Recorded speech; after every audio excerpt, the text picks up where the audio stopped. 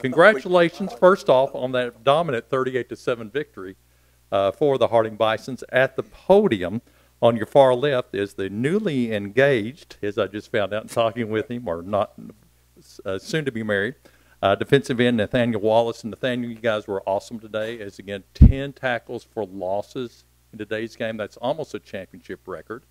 The record, by the way, 12 for that. But next to you is now the record-setting running back, Blake Dela Cruz, who I had down. I don't have the final box, but on the final game stats I did see 212 yards rushing. That does set a new championship game record. Previous record 195 by Billy Holmes of Northern Colorado back in 1997. So, again, an awesome game. Had two 100 yards rushers actually in today's ball game. And, again, the head coach, Paul Simmons. Coach, again, what a game. You guys pretty much dominant from beginning to end. 50th championship in the NCAA Division II championship history. First, of course, for Harding. First for Harding in any sports. Tell us about today's game. Today was just an unbelievable testament to guys that have loved each other and committed at an unbelievable level. I just think if the country really knew our young men, if they knew what they were all about, if they knew the accountability, the passion, the humility, the selflessness, then really nothing is surprising coming from these young men. And these two guys are a giant example of who we want to be. Blake Dela Cruz is the best teammate I've ever coached. I mean, he is the most selfless. He doesn't have very much, but twice in my life I've offered to give Blake a scholarship raise, and Blake said, "No, Coach, I'm good. There's some other guys on this team that need it more than I do." And that's a perfect example of who he is and what makes him special, what makes him great. And Nate sitting down there is one of the most dynamic, charismatic, hardest working warriors I've ever been around. And I'll never forget calling Nate and in the first phone call, and you could really feel his presence through the phone, just the kind of young man he is. And again, if you watch these guys practice, nothing would surprise you. I did not see this kind of game coming. I tell you, last night we had a crazy situation where we ended up having, today is Harding graduation, so all our guys missed graduation. So we ended up, it was kind of my idea to have a reunion / pep rally that turned into a graduation at our hotel last night. And I went to bed really regretting it because we ended up having over 1,000 people, and it was absolutely jam-packed. The love in the room was unbelievable. We had graduation. We sang the alma mater. There was not a dry eye in the house. You could just feel the spirit in the room was so powerful. But I went to bed scared to death that I had created too much chaos for our young men and that it would impact today's game. But I think it was the opposite. I think the guys just felt the power, the spirit of the brotherhood extended behind them today, and that was my message in the pregame.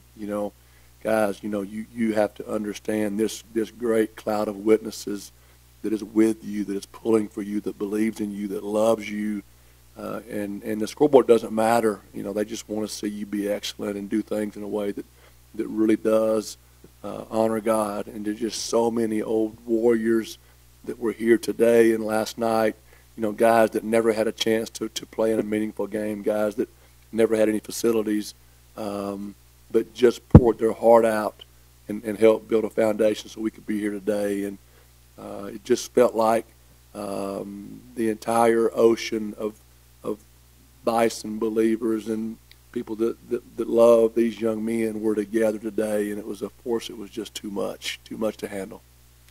Well, you had told us Tuesday you would have an ocean of believers here, and it was a great crowd. In fact, 12,552 in attendance today. That's the second largest at an NCAA championship football game in 27 years since 1995, eighth largest overall. Great crowd here, and So now if we'll go ahead and turn it over to the media and ask our questions of our two players before we get back to coach.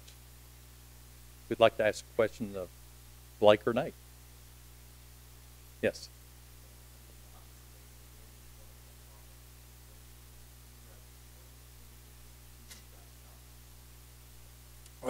I think we just did the same thing that we always do. We just prepare, trust in our guys, and then we went out there and just let it fly. And that's just how we do, like, just about everything. Any trial that we go through or any thing that goes awry, we just know that, we have the next play. And Coach always says, if you're going to make a mistake, make it 100%. So I don't know if there was many mistakes, but the ones that we did make, I know we did 100%.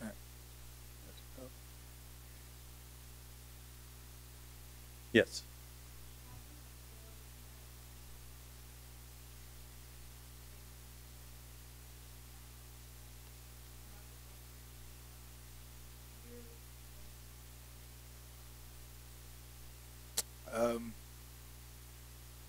And I'm just so happy to be part of this, especially the old Bisons. They'll just come up to you and show so much love and support, and it's like they've just been following you your whole entire life. So just to be a part of something that the alumni, our players, and our friends can just pull behind. It's just, I mean, nothing less than blessed. It's a blessing.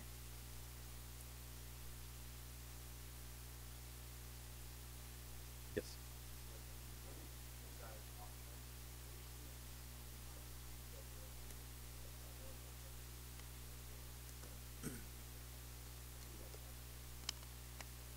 Yeah, and Coach Wheaton, he's our guy. He runs our offense really well. But the thing he says every week, ever since we played Southern Nazarene week 1, it's not about who we play, it's about how we play. A lot of it too is just, we can't watch a previous game and see that how they're defending the flex bone. So we just do a real generic practice every week and just try to do everything we can to try to simulate what they're going to do. But our offensive coaches do a tremendous job just trying to see things. But really, it's not until that first drive we can really tell what the scheme is and whatnot. But I thought today they did an unbelievable job, just like they do every week. Yes.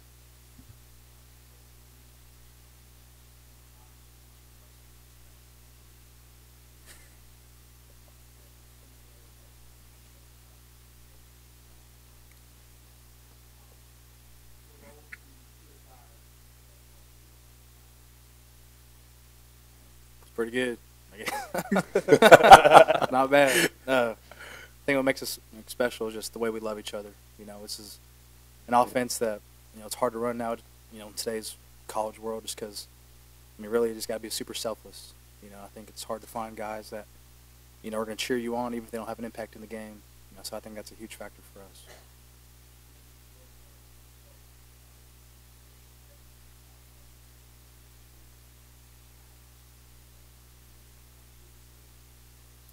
Man, it just all goes to my teammates. My offensive line, Hunter, Toller, Landon, Levi, Doug, they do a tremendous job every week. The way they prepare, the effort they give. Hunter went down with a knee injury in the middle of the game, but he looked over and said that was everything he could give. Those guys, man, I love them to death, and all the credit just goes to them. Any other questions for our players before they get back to the celebration?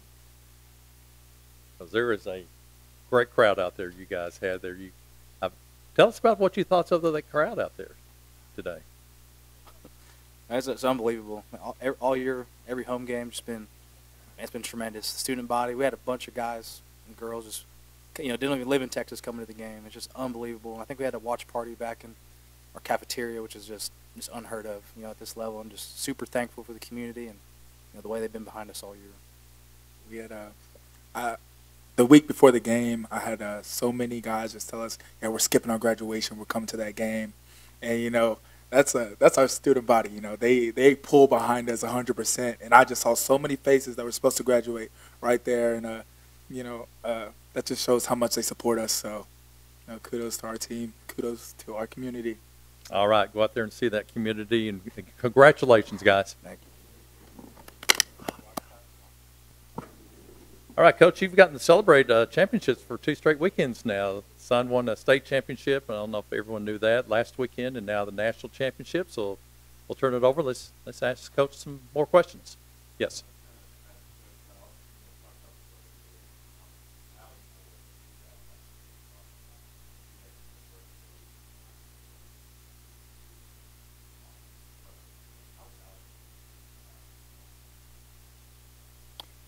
Well, I would say that's, when somebody says what is different about this group, and um, there's several things about this football team, but certainly we're more electric at slot than we have ever been.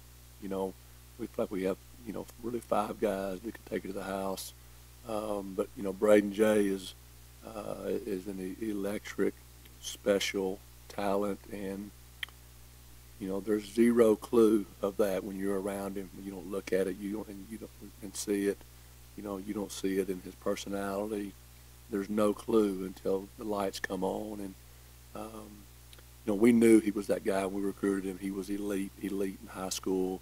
But he also is just he's a great teammate. He's a great teammate. It's never about him. Very unselfish. But he is a game changer, as we saw today. But it's been that way all year. I mean, in our biggest games, he shows up.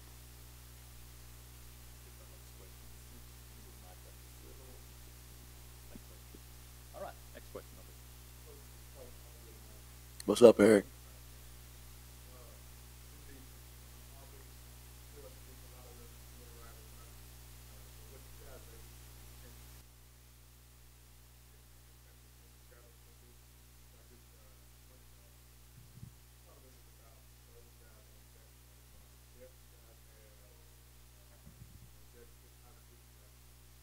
Well, I'm going to say this, and I don't want to sound arrogant, but I don't think that there is a defensive staff in the country that works the way this staff works. Coach Moat, Coach Bigelow, Coach Tribble, Sam Blankenship, I mean, they are so committed to their young men, and the amount of time that goes into what they do is very, very elite. And, well, they love those guys deeply, and it shows.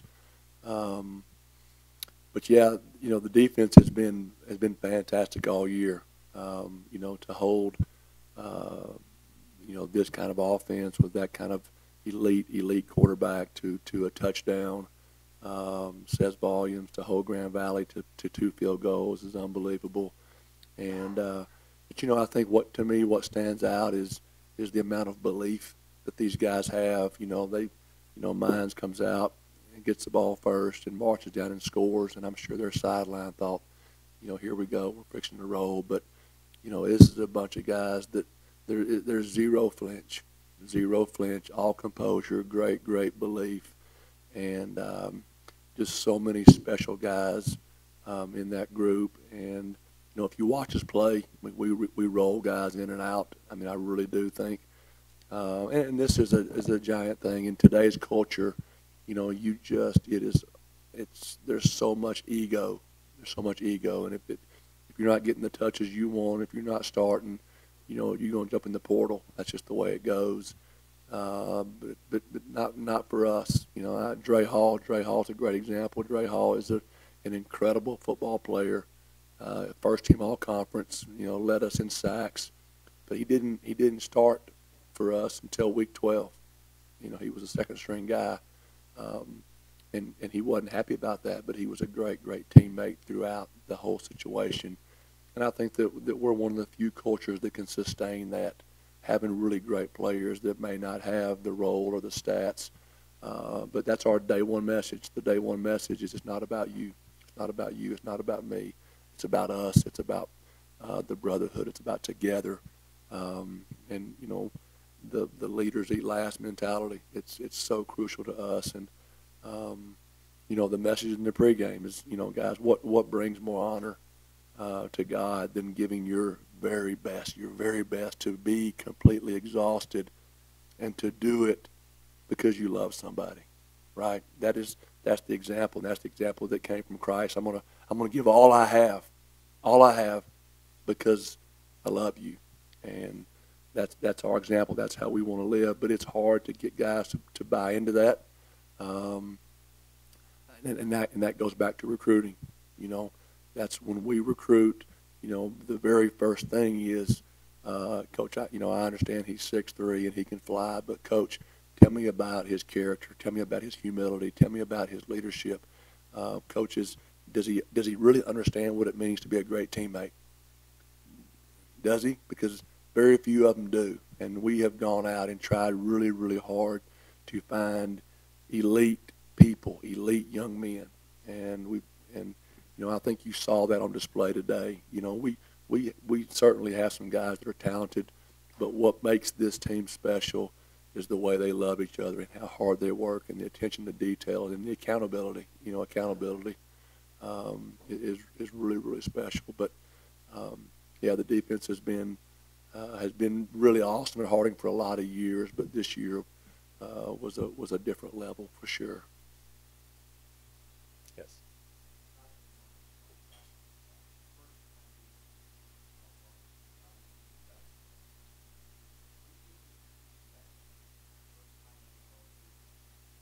Well, I'm telling you now, and I've said it from early on, this group of guys has had an elite ability to get ready and show up to play. I mean, if you watch college football or any level of football, it's just so common to have a team that's 6-0 and they're playing a team that might be 1-5 or 2-4, and they come out sloppy and they start slow and they end up winning it, but they don't play well. These guys, I'm telling you, they have shown up ready to play every single week. I mean, the maturity that they have shown has been unbelievable. And I'm telling you now, and it came through today, because if you were in our hotel last night, it was chaos. It was chaos. There was so many old Bisons and the band and the energy and the love. I mean, it was wild.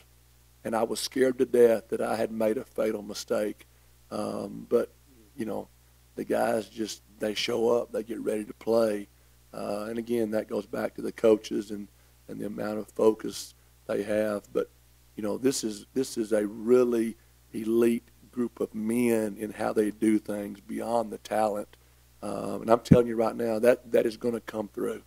It's going to come through. It's going to come through when 10 years from now, the way these guys are leading their family and they're leading in the community, these guys are going to get it done. They're going to get it done because of the way they have handled the hard things with us. And I'm just telling you now, I am crazy, crazy proud of our young men. Yes.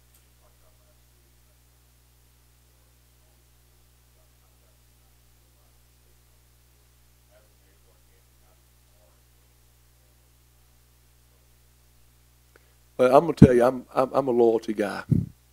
Loyalty to me means everything. I've had 2 jobs in my life. I've been at Harding for 17 years, and you know, being from Arkansas and man, the idea that maybe we did something that brings some pride to you know, Searcy and to our community, but to bring pride to the state of Arkansas, that's a huge deal to me. And I can't tell you how many messages I've received from people that I didn't even know that they knew we existed. I got a text from Darrell Walker, who's the head coach there at ULR. I never met the guy in my life, and it just said, "Coach, man, we're pulling for you." And like you said, to be in you know, at the Hootens Award and have all of the coaches that just had such an amazing season, and I mean, I really felt like the biggest ovation of the night was when the speaker said, "Hey, we want to welcome Coach Simmons, who's competing for a national championship Saturday," and the room, you know, erupted. And man, that was such a humbling gesture from so many people that don't have any ties to Harding. And you know, if we're going to represent, if we're going to represent Arkansas, then we want to do it the right way. We want to compete the right way. We want to battle with a warrior spirit and with a level of toughness and grit and passion that would make somebody that doesn't know us proud of what's going on. And I hope that we made somebody proud today. You know, my goal most days is just not to embarrass somebody, and I hope we didn't embarrass somebody today. Any other questions for Coach Simmons? Yes.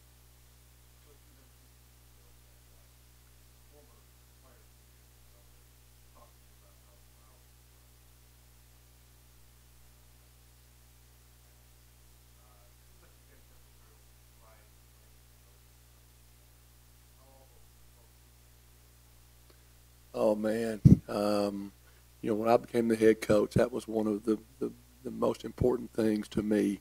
Um, Number one, that every old Bison would know that, man, you got a spot on the sideline in our locker room forever, forever. And number two, we are going to do things in a way that will make the old Bisons proud, and not in winning, because you can't always control that, but man, we want to compete, handle ourselves, have a level of class and integrity that would make an old warrior that came before us proud. And I've mentioned a lot of times some of the giants in Harding history that just loved Harding football so much. Dr. Gaines was a legendary leader on campus, and he loved all of the sports, but I like to think he had a special spot in his heart for Harding football.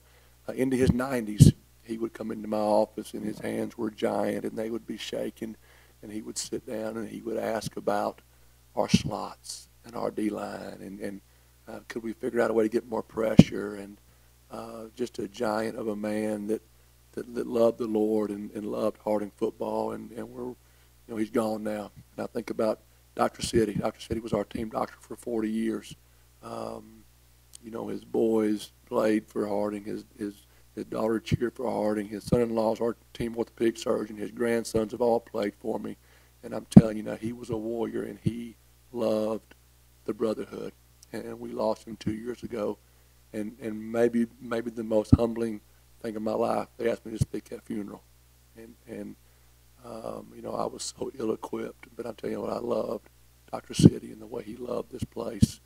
And so to think that this reunion that happened today that brought so many people together that love the brotherhood, that happened because of something good that my young men did is maybe the greatest accomplishment of my life and what gives me the most joy. The other thing I want to say before I'm gone is just an incredible thank you to my family. When you're a coach and you work really hard, your kids suffer some, but my wife is unbelievable. I'm a guy who suffers from lifetime fear of failure and anxiety, and I get discouraged and I get down.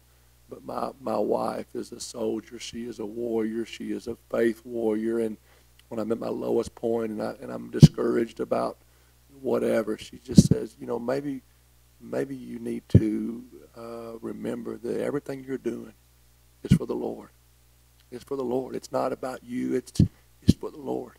And if you approach it that way, you probably feel better. And she is a giant. She's awesome, and I'm gonna take her to dinner this week every night. But she is the strength without a doubt. All right. Coach, again, we have one more question? One more.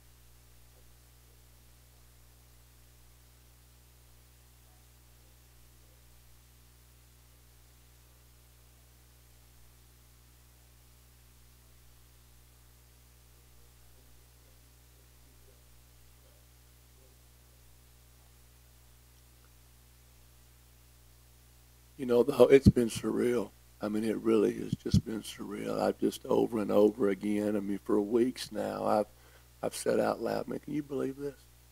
Can you believe this? Can you believe this is going on? Can you believe it? And I get a lot of credit from the brotherhood. Man, Coach, your words are so full of faith. But the reality is my faith is not what I want it to be. I'm embarrassed about the way I pray and what I pray for. Most days I just pray that God won't let me be embarrassed. The fear of failure and anxiety has been a constant deal in my life. But the the scripture that I'm telling you has been ringing in my head this entire week is, the one about, now to him who is able to do immeasurably more than all we ask or imagine, according to his power that is worked within us. Now to him be glory in the church and in Christ Jesus forever and ever. Amen. Immeasurably more. I'm just asking to keep from being embarrassed. That's the goal most days, and then God blesses us with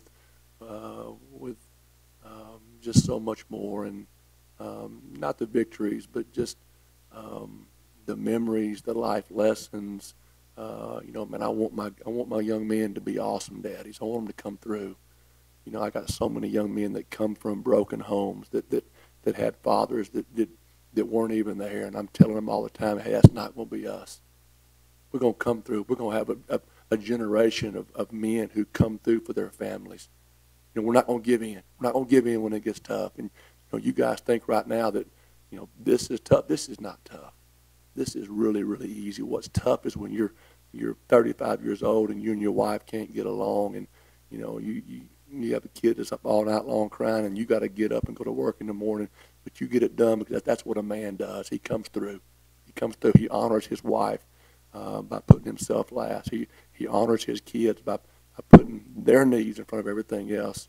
We are trying to raise a generation of Christian warrior father husbands that will come through and lead. We got a broken culture, and we need men. We need men, and we're trying to impact and raise up men. That is so much more important to us than a national championship. I've said for a long, long time that, man, if we get it done and win a national championship, but nobody modeled to you what it means to be a Christian father and a Christian husband, and nobody showed you how to lead by serving, then the whole thing was a waste of time, and we have failed. And we don't want to fail. We don't want to fail in that regard. All right. Coach, appreciate your words of encouragement, your testimony, and also congratulations. And we'll look forward to maybe seeing you again here next year. Thanks a lot. Congratulations. Thank you. I'm done. Thank you.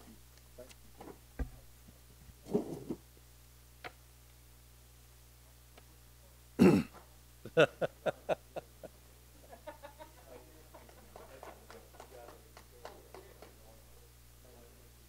don't know who left that here, but somebody left it here.